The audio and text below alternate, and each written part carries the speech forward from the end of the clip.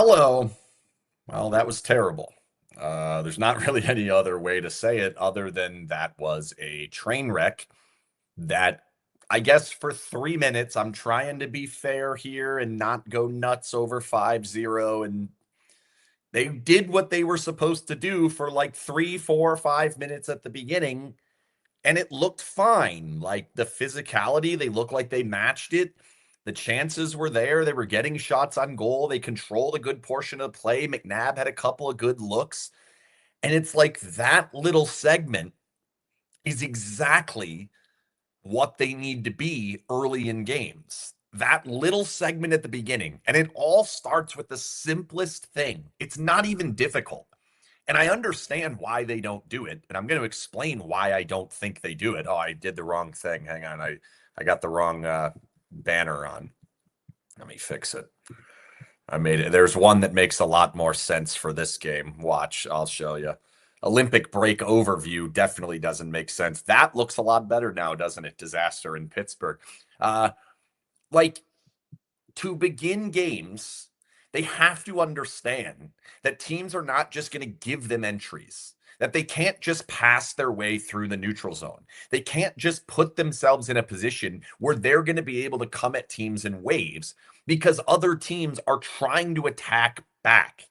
And we've seen it time and time again this season that when teams start to settle back in, when teams start to think blue line is the most important thing, get the puck back out, that's when you start to see the waves of offense come. And that's when you start to see things like the first line cook in the offensive zone. Hurdle gets in front of the goal a lot more with his line.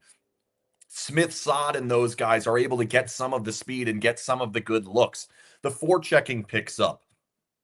All of it starts to look better. And then beyond all of that, the defense, which is built in an interesting way that we've been over many different times and we've seen, and it is what it is. The defense can then utilize some of what they're best at. When the puck's in the offensive zone for extended shifts and extended periods of time, that's when Theodore really starts to cook. We saw that in the silver or in the semifinal game where he scored the game-winning goal. We saw it a little bit in the gold medal game with Canada. Even with the best players in the world on the ice, if you give offensive zone time to Shea Theodore, he's going to do good things with it. But getting it there isn't necessarily his forte. He hits stretch passes and he can do that. And we've seen a little bit of that at different times, less when teams are knowing that's the only way they're going to beat us. That's what he can do once they get it. Same thing goes with Hanifin. Same thing goes with Anderson. When Anderson gets an opportunity with the puck on his stick in the high slot, it's super dangerous. When Anderson gets the puck coming down the wall, it's super dangerous. But when Anderson has to play from the neutral zone back, or when Hanifin has to play in front of his own goal, or Korzak or Hutton or Lazan, McNabb's a little different, but really the majority of the defense core, it's not built for that. It's not built to withstand some of the pressure that is inevitably going to come when you are unable to play the simple game. And you look at the first 5 minutes of the game. They got the puck in deep. They went to work. They got their sticks in there. They made it hard to exit and they created turnovers. And from there, that led to a couple of long extended shifts. One of them from Eichel, another one from the hurdle line. McNabb was out there for a bunch of it with Korzak. A lot of it looked good. And you start to feel like this is what it has to look like. But what happens, and the reason this is happening, is because of the makeup of the team. The way that the team is built, the players that are supposed to do the job of finishing shots are not built to play that simplified game. When you think of elite forecheckers, the Golden Knights' best players are not that. Jack Eichel is not an elite forechecker. He's a guy who transports the puck and brings it in. If he has to dump the puck in, it's a loss in his own mind. Even though at times it has to be the right thing to do. He will do it, but he doesn't want to do it. Mark Stone is not fast enough to forecheck. He's good at being the second guy or the third guy in and forcing those turnovers as they come back, but you have to have the first guy in there first. Barbashev typically is pretty good at it. This year, we haven't really seen it. A couple of times he's pulled Barbashev off that top line, and he's done a little bit more of it, asking for a little bit more of that. It hasn't been there. He has not been an elite forechecker this season. He's not having a bad season. I'm not saying Barbashev has been bad. He hasn't been. He just isn't an elite forechecker at this time. Hurdle, not an elite forechecker. Marner, not an elite forechecker. Dorofeev, not an elite forechecker. Saad and Smith, and even go down the lineup. One of the one that's missing is is Howden. He's very good at it. That is missing. They're a little bit off with that. That is disappointing because Reinhardt's not as good at it. Holtz is not good at it. And he's been out of the, he's in and out of the lineup. Bowman is not good at it. That's not what they're built to do. And so you need consistent offense by getting the puck in the zone with possession. And you're not going to get that early in games against good teams. It just isn't going to happen. And so when they throw it in, when they play the simplified game, at best, they win it back and they start going to work and have the ability to have some of that offensive zone time. Or at worst, it's a wash. And a wash is fine because as the game continues on, and there are multiple things that occur as games continue on. But the biggest piece of it is as the games get further and further in, and guys get more and more minutes under their legs, and they start to feel the back-to-back. Pittsburgh played away yesterday. The Golden Knights were the more rested team today, believe it or not, watching that game, that you start to see the legs go a little bit. They're not willing to be up on top of the blue line anymore. They're not willing to go all the way back and get the puck and make the quick play and skate it out of trouble. They're looking to pass it. They're looking to make different plays that come with fatigue. The Golden Knights are built to not get fatigued because their defensive system plays in a way that does not fatigue them. So as games go on, they will improve. And we've seen it today, notwithstanding. They decided they weren't going to play. That's fine. When it's 4-0 and it's not happening for you, and they were fine for the first 3 or 4 minutes, so be it, whatever. Most of the time, they come back for 2 reasons. One, they don't get fatigued. But the other part is the biggest part for it for me. The reason why it looks so consistently like this team is awesome once they're down, why it looks and you get this feeling of they're not trying when they're tied or when it's early in the game to all of a sudden they're giving everything they've got. That's not what's happening. I promise you, the effort that was given by the players today was not subpar. I understand the game was 5-0. I get it. It's fine. I understand that the last game was 3-0 and it's 6 games in a row now that they've lost in regulation, that they've been down by 2. It's not effort. It doesn't mean that there haven't been effort issues at different times. Sure, different players, different moments, whatever. It happens. I get it. Today, and the majority of why this keeps happening is not effort. It's not giving a shit. It's not trying hard enough. There's so many double negatives. I'm tripping over my own words here. My point is they are trying. They want to succeed early in games. They can't do it because they need the other team to back off.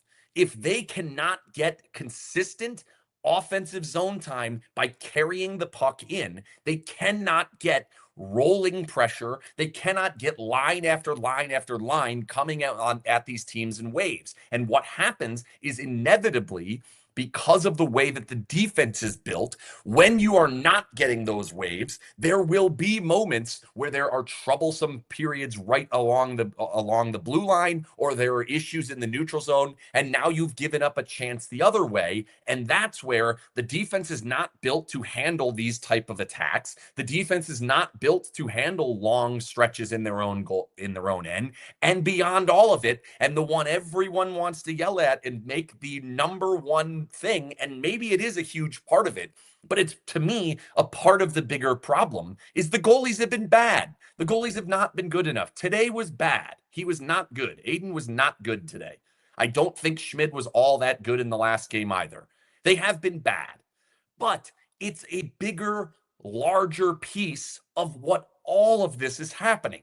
When the other team finally decides, We're up 3. We can simplify and not hand them a goal.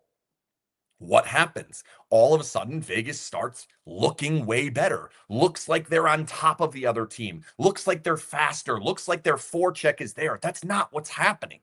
It's the other team simplifying their exits, which opens the game up for the Golden Knights. It allows the deficiency to be masked. The lack of forecheck pressure is gone because it doesn't matter.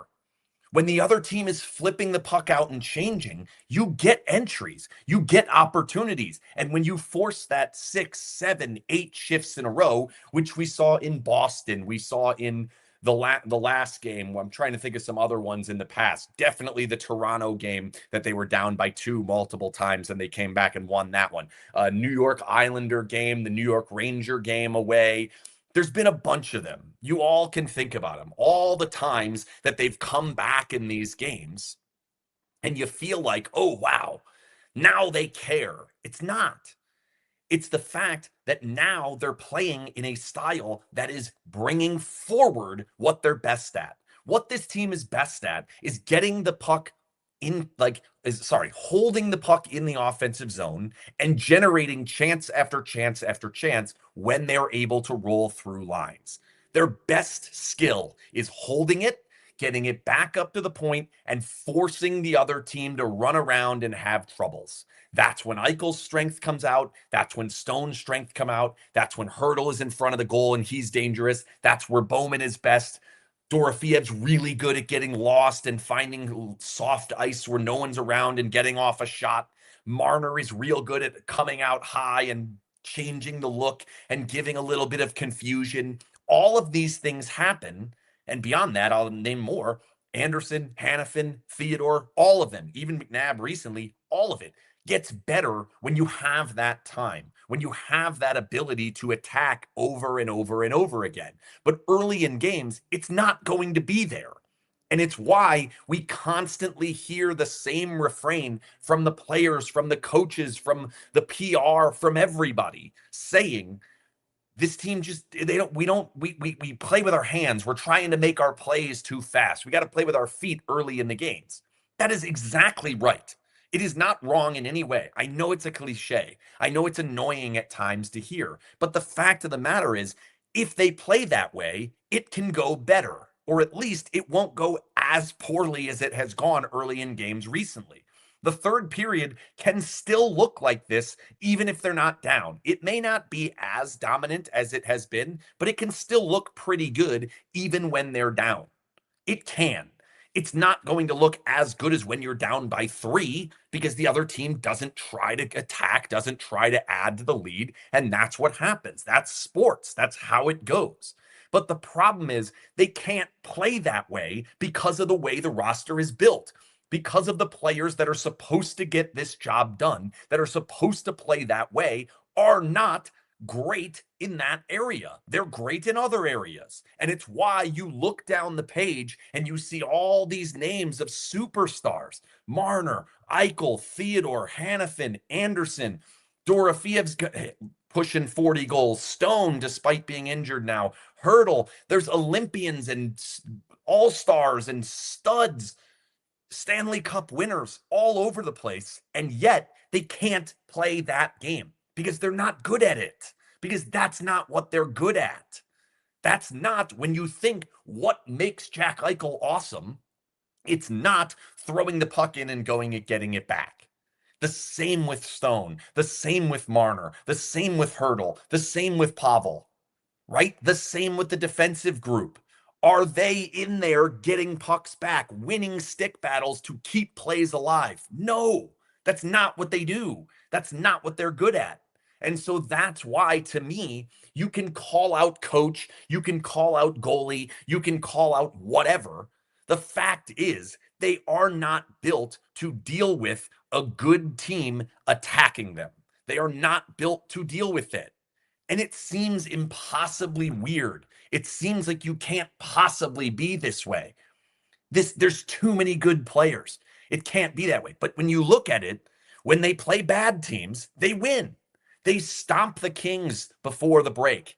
They come out, and I'll talk a little bit about the game where they didn't have all their best players. They beat them in that situation. They stomped Vancouver. The long winning streak was all bad teams, Columbus and New York and New Jersey and all the Vancouver, San Jose. It's all bad teams. When the talent is massively lopsided, it looks fine. They find a way to break through. They take advantage of mistakes that the other teams make. But when you play a team that's fairly buttoned up, like this Pittsburgh team, you don't have the same luxury. You can't just wait for it to happen. You have to bring it to them. And this team's not built to do it. We've seen it over its 60 games now. This is not a new phenomenon. Does that mean they're going to lose in the first round? It doesn't. It doesn't, because they may play a team that they have the massive talent gap on. And most of the teams in the division are complete crap. And they're sitting here having their own discussions about their own problems, about why they're a disaster, why the Kings are firing their coach finally. He's a disaster. That team was a disaster. They didn't have answers to doing things right. This team has the answers. They're not good at it. They're not good at it. And that's the problem that I'm constantly seeing over and over and over again. Why they constantly give up the first goal, why they're consistently beat down in second periods, why they've spent an unbelievable amount of time this season without the lead, either tied or down. They're going to be in the bottom 7, I think, the last I had looked. This is going to be another 60 minutes of never having a lead. Obviously, they did not score a goal. They're going to be in the bottom 7 in time spent leading. And it's getting worse and worse and worse as other teams play more games. This Periscope and all Periscopes are brought to you by the Jimmerson Law Firm. Jimmerson Law Firm is one of Las Vegas's preeminent law firms specializing in high-stakes business, civil, and family litigation. When winning matters, seek out the Jimmerson Law Firm. You should do that because winning does matter. And the Golden Knights are not winning recently. And they now are 41 games in a row, 40, because it was 41 was the game they won, 40 games in a row in which they have not beaten a playoff opponent. Think about that. 41 games in a row since it's 40 since the last time they beat a playoff team. Now I know they won 18 games of those 40, so it's 18 and 22. All right, but none of the wins, none of the 18 wins are against playoff teams. That's a huge, huge problem.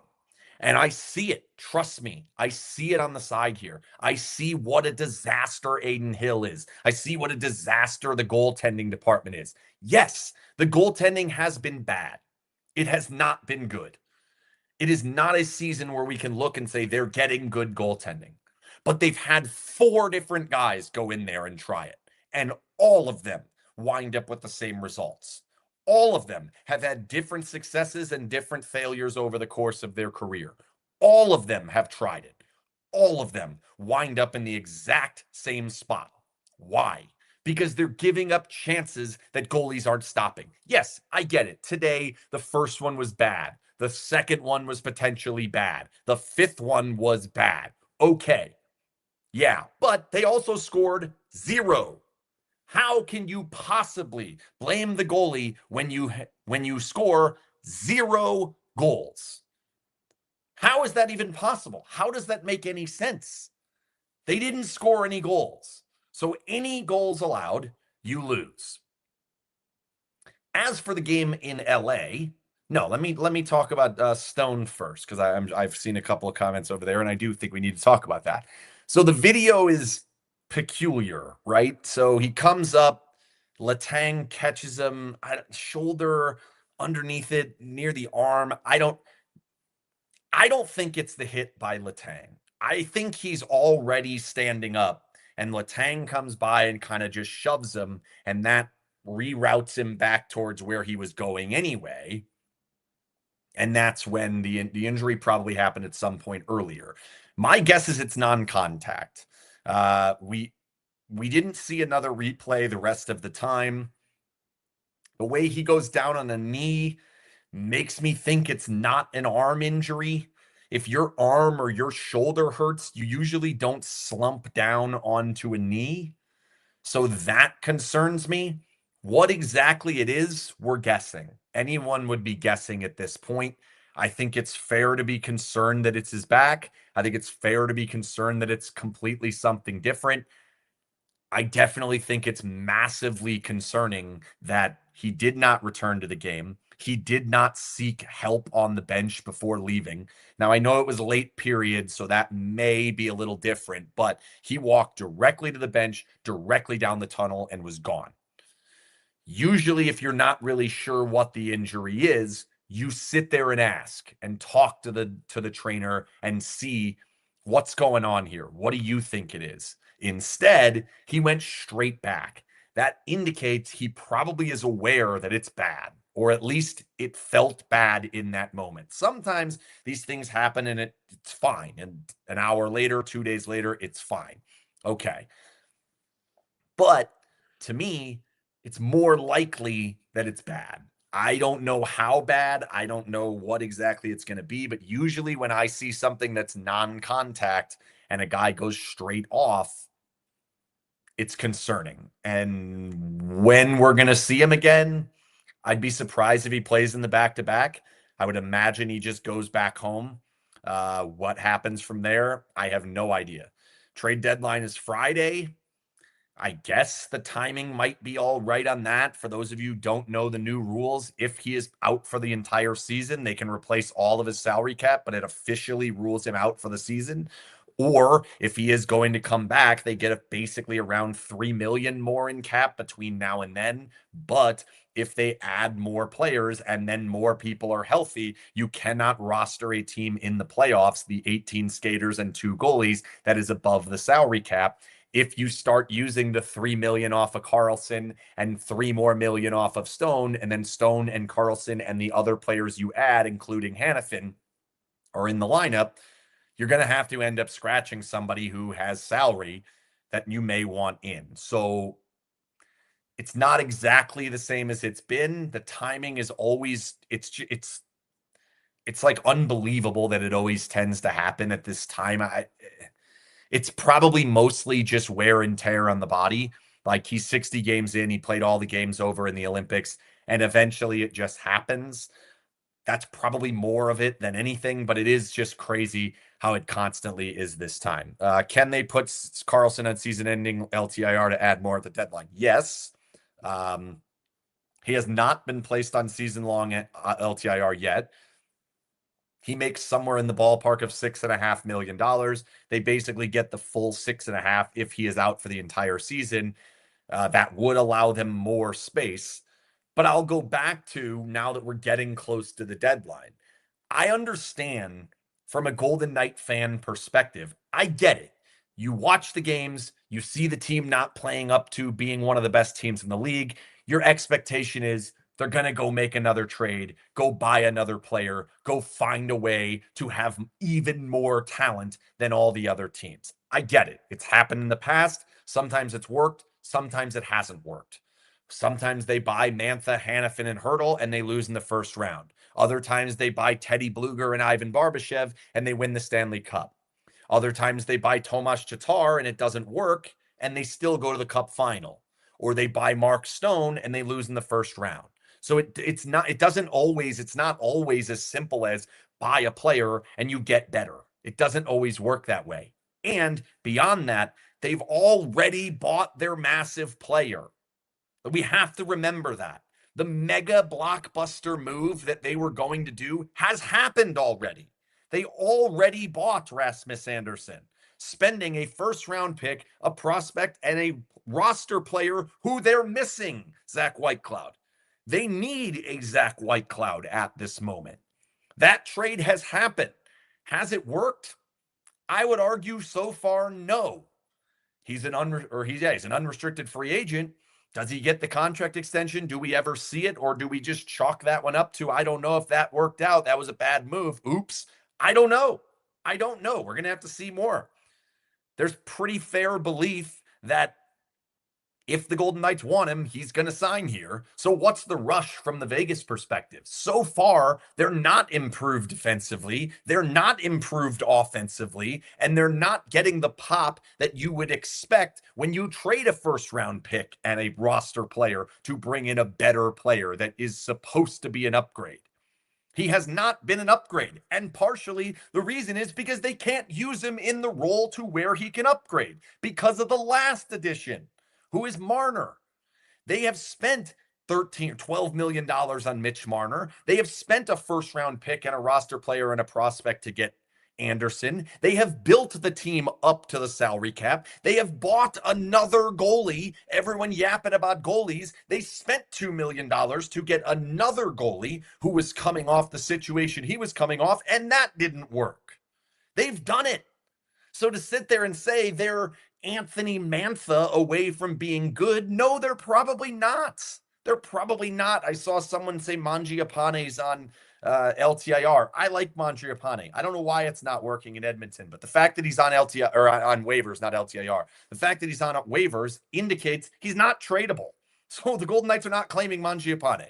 It's not going to happen because if they wanted him, they'd already have him. They would have given a 5th round pick, 8th, 7th round, whatever, anything, and had him.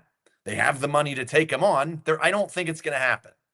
Because if they, again, like I said, if they wanted him, they would have just done it. The Oilers are probably pretty sure he's going to clear. And I think he probably will. As for the Kings game, 2 things about the Kings game, because I'm seeing a lot of it. Well, the Olympians weren't there and they played a great game and they could win because it's about effort. No, it's not. No, it's not. It's about the Kings. The Kings are a dumpster fire. The Kings are horrible. The Kings are a complete and utter nightmare. Disaster. Terrible hockey team at this moment.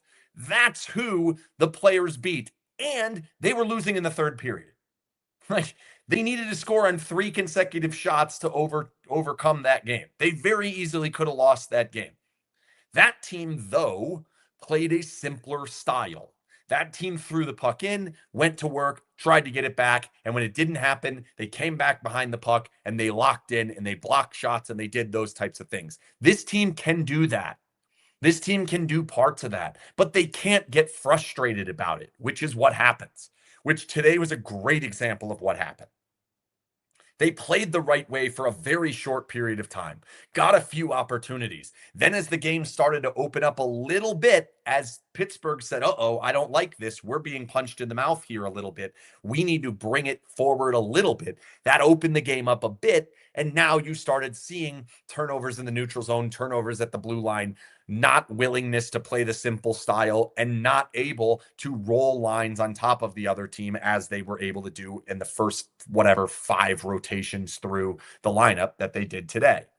And that's where inevitably it ends up with an error, turnover in the offensive zone, leads to a situation in the neutral zone, not particularly the best gap from Hanifin and Anderson. Anderson doesn't challenge the play. They get a shot off. Goalie should stop it. You've got issues in all 3 zones. You've got issues on all 3 levels. Forwards turned it over. Defenseman didn't do enough to stop the entry, didn't do enough to stop the shot. Goalie didn't stop a shot that he should have fixed. So this is the question. How would you say they fix it? Well, that's very, very difficult. It's really hard to do. It probably takes finding multiple players down the lineup or can fit in different places in the lineup to find ways to be able to play a simpler style. I think they need more defensive first defensemen because I think that fits Cassidy's system and Cassidy's system works. That's going to be very difficult to find at the moment because of what was built, because of the fact that you've already made the trade for Hanifin. So it's awfully difficult to go out and get a White Cloud when you just gave him away. The team was better before the trade because White Cloud fit the deficiency more than Anderson fit it. Anderson's repetitive. Anderson's a good hockey player. I'm not saying he's not. The overall player, if we're just doing a schoolyard pick, do I want that guy or that guy? I want Anderson over White Cloud 100 times out of 100. He's better offensively. He skates better. He can be more impactful on a hockey game. But when you already have Shea Theodore on your team, when you already have Noah Hannafin on your team, when you need guys like Whitecloud to fill the roles down the lineup, down the group, that may be a better fit for what you need. They're missing the Alec Martinez, number 1A defenseman. Very difficult to find that player, especially at this point in the season. They're missing the Alec Martinez puck-eating stud block defenseman, awesome in front of his own goal, awesome at sorting things out, awesome on the bench. They're missing that. They're missing forecheckers in and around the lineup. The players that are down the lineup, Saad, Smith, Bowman, those types of players aren't. Holtz is another one that I could potentially consider as well. These guys aren't going to have the forecheck impact that's going to allow the offensive talents of Eichel and Marner and Stone and Eichel and Pavel to take over. And Pavel may end up fitting at 5-on-5. Pavel probably fits more in the Smith Sod Stone or Sod Bowman category of it doesn't really push the game forward at 5-on-4. He's fantastic. Don't get me wrong. So it's like, what do you do to fix it? A lot of people are just going to point at the goalie, trade for a better goalie. Well, that's not realistic, first off, because depending on where you feel Aiden Hill is, I think it's fair to say Aiden Hill's probably in the lower third of starting goalies. I don't think there's that many backups that are better than Aiden Hill. And if you're one of the people that thinks all the backups are better than Aiden Hill, then you probably think Akira Schmid's better than him, which means then he's in the bottom third. They probably have a bottom third starting goalie. Finding an upper third starting goalie, ask Edmonton how easy that is to do. They can't figure it out, and it's very difficult to find. The Golden Knights also gave another one a shot in Carter Hart. It didn't work. He wasn't very good. He got injured. Was it his fault? That's for everybody who wants to blame the goalies to decide, not me. Because I don't think it necessarily was. Because I don't think it's necessarily Hill's fault. I don't think it's necessarily Schmid's fault. I think they could play better. I think they could be better, but I don't think they're going out there and putting up 920 every game. Like I see 760. All right, yeah, today was bad. Absolutely, today was bad. But reasonably, an average goalie is going to be 895. That's where we're at in the league. Finding that goalie is going to be very difficult. And then finding that goalie, plugging him into the situation that the Golden Knights have, is going to be even more difficult because it may not even work. We've seen them try. Buying that goalie is very difficult. Well, go get Connor Hellebuck. Okay, how's he doing in the regular season this year? How did he just do in overtime against Anaheim? Look at his numbers this year. And no one debates that Connor Hellebuck's one of the best, if not the best goalie in the world. If the team in front of him isn't doing the job, he can't do it. Unless it's Canada against the United States, in which case then he did, which was awesome. I will have my plushie back here behind me at some point. Shout out to the Olympics for saying I'm getting it in July. What are we doing? Make more plushies. I want my plushie. Either way, what do they trade for? What do you try and go get? It's not that easy. It just isn't that easy. And the other part is get rid of the coach. Okay, how does that help? In what way? Like if you believe it's his voice. First, and every time anyone ever says that, did he lose his voice? Are the guys not hearing him? Do they need a change in tone? I say the same thing. Kick him in the nuts and go walk in there, and now he has a higher voice, and maybe they'll listen to that. Because whatever the process is, the system, the style of thought, the execution of being able to put your system into play, the way that he thinks about the game, the answers that he has given players over time, the consistent ways he's come up with different line combinations and different ideas, and power play has suddenly become one of the best things. That's the coach. What they did in the playoffs, why they beat Minnesota was the coach. Why they were able to take a roster like that group that beat LA and find a way to play a halfway decent game against a dumpster fire and still win it was the coach. The reason they're in first place right now is because the coach is keeping them afloat. I really do believe that. His system's making them better than they even should or could be. Otherwise, it might be even worse. The coach is one of the top 3, maybe 2, maybe 1 in the entire NHL. Unless they're trading him for John Cooper, getting rid of him will not help. You are guaranteed to get a worse coach. Ask Boston. Look what happened to Boston for a few years. It was an initial pop, and maybe you can bring someone in and get an initial pop. Maybe. Okay, great. Does it win you the cup? No. Unless they play a different way, unless they can play the way that Cassidy wants them to play, it's not going to happen. They're not going to get better. And yes, they're in first place. Yes, they're well on the right side of the playoff cut line. That's because the division is so bad. It's the worst division of any division that we've seen in 9 years of Golden Knights hockey. The Pacific Division has been the worst pretty much every single year, save for maybe the first and second year.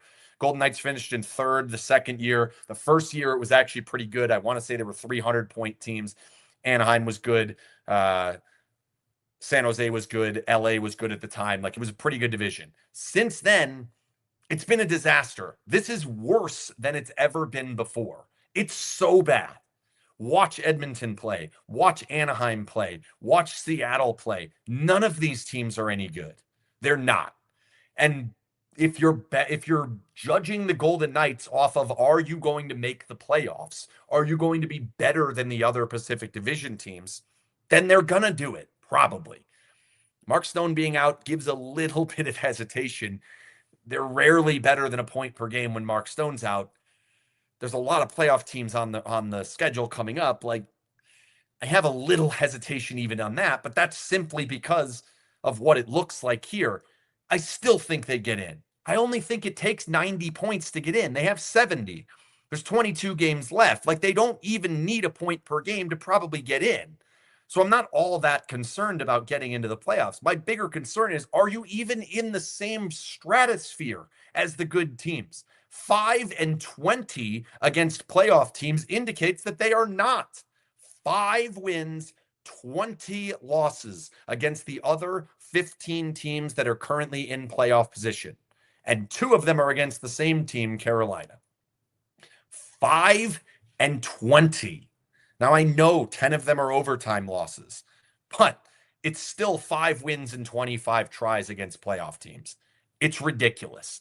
It's not good enough. And simply put, it has to start with playing a simpler, more straightforward game and not getting frustrated when it doesn't lead to results immediately. Being tied at the end of the second period is a great result for the Golden Knights. That's great, because they're better than teams in the third. And I don't think it's like fully mirage. I think a lot of it's score effects. The fact that they're plus 30 or whatever it is in the third period, they've got all the comeback wins. Part of it's score effects. The gap of how much better they are in the third, I think, is a little bit due to other teams sitting back. But if all of the games are even, I still like the Golden Knights in the third. I still like the fact that teams are going to have to slow down, and that's where things that are good for Vegas, the best parts of Vegas, can kick in. They've got to find ways, simplify the game early. Don't be frustrated. Understand that if it's 0-0 after 30 minutes, you're in great shape. That's excellent, especially against good teams. The next game up is Buffalo. The following game up is Detroit. And the game behind that is Minnesota. These are 3 teams that are playing good. Detroit's been not as good. I know their coach was freaking out about something recently. That one's maybe more for the taking. That's also back-to-back with travel. Detroit and Buffalo's not that far. I get that. But the Buffalo game, that's an opportunity to take a team that's playing great. They're playing awesome. They're one of the best teams in the league at the moment. Go out and understand that we're going to play as underdogs here. We're going to play as, just get through this.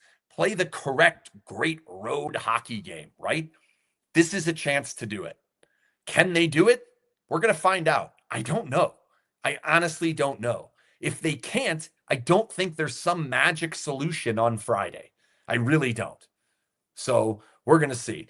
Thanks again to the Jimmerson Law Firm sponsoring all Periscopes. Thanks for everybody for watching live, and for everybody who voted to tell me to do the ranty Periscope today as opposed to waiting till Tuesday when maybe it goes better. Maybe I'll do another on Tuesday. I don't know. That's it. The United States are gold medalists in men and women, and Canada won silver. Good night.